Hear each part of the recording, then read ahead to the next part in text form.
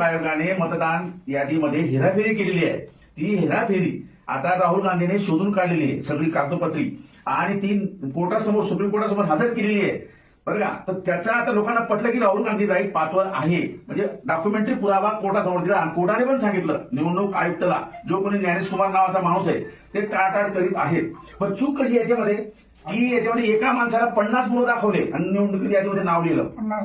आणि तो माणूस म्हणतो मला 50 मुलं नाही, 2च मुलं आहेत.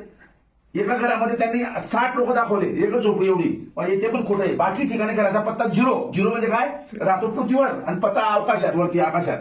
अशा प्रकारे सगळी हेराफेरी झालेली आहे. आणि म्हणून राहुल गांधीचं जे आंदोलन आहे अण्णासाहेब ते खूप चांगलं आहे. तर आमची अशी अपेक्षा, लोक काय म्हणतात की अण्णांनी त्यावेळेला कसं काय समजा साथ दिली पाहिजे या लोकांना, RSS वाल्यांना, अरविंद केजरीवाल यांना. तर यावेळेला सुद्धा अण्णांनी साथ दिली पाहिजे. अण्णांचा मुख्य हेतू काय, लोकशाही वाचवणे.